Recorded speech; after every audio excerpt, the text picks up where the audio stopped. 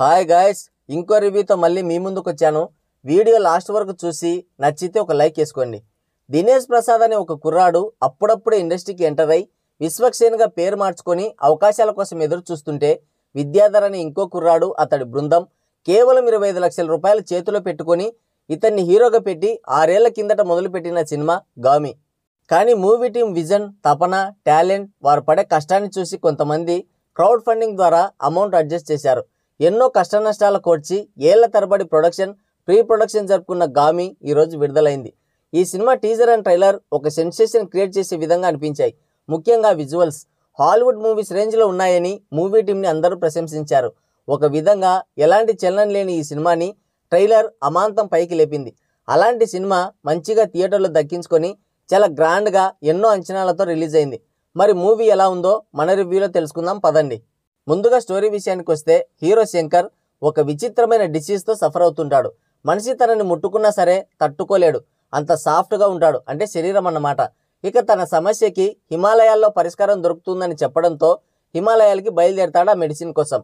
ఈ జర్నీలో జాహ్నవి, అదే హీరోయిన్ కూడా తోడవుతుంది. మరి చివరికి అక్కడికి చేరుకున్నాడా లేదా, అతనికి ఆ డిసీజ్ క్యూర్ అయిందా లేదా అనేది మిగతా స్టోరీ.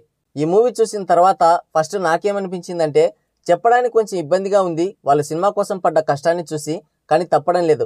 ఫస్ట్ హాఫ్ వరకు ఓకే, బట్ సెకండ్ హాఫ్లో చేతులు ఎత్తేసింది. ఇది అందరికీ నచ్చే సినిమా కూడా కాదు. మూవీ టీం పడ్డ కష్టం ప్రతి ఫ్రేమ్లో చాలా స్పష్టంగా కనిపిస్తుంది.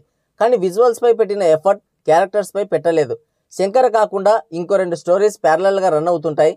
ఇది ఒక ఎక్స్పెరిమెంటల్ మూవీనే కావచ్చు, కానీ ఇలాంటి సినిమాలు తీస్తున్నప్పుడు ఒకటి కమర్షియల్ టచ్ అయినా ఇవ్వాలి, లేదంటే లాస్ట్ మినిట్ వరకు బోర్ కొట్టకుండా ఎంగేజ్ చేయాలి. దీంట్లో ఆ 2 లేవు. వాళ్ళు అనుకున్న స్టోరీని పర్ఫెక్ట్గా అటెంప్ట్ చేయలేదేమో అనిపించింది. స్క్రీన్ ప్లే కొంచెం గాడి తప్పింది. అది స్లో నెరేషన్ వల్ల అనుకుంటా. అది కొంచెం చూసుకొని ఉంటే సినిమా వేరే లెవెల్లో ఉండేది.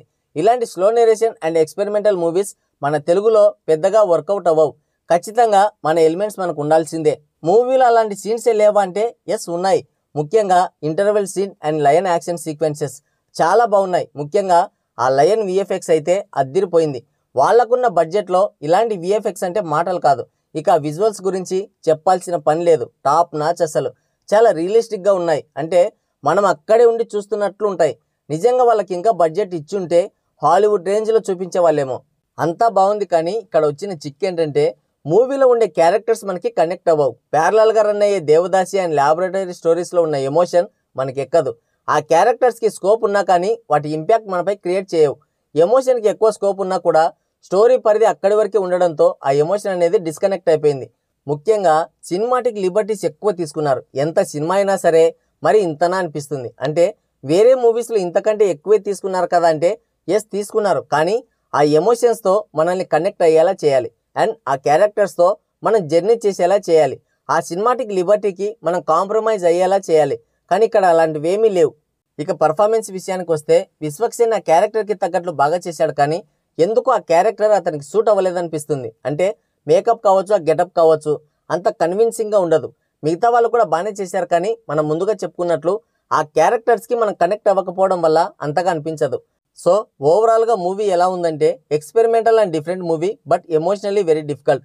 కమర్షియల్ ఎలిమెంట్స్ ఏవి ఆశించకుండా ఒక ఎక్స్పెరిమెంటల్ మూవీని గెస్ట్ చేస్తే తప్పకుండా ఒకసారి చూడొచ్చు.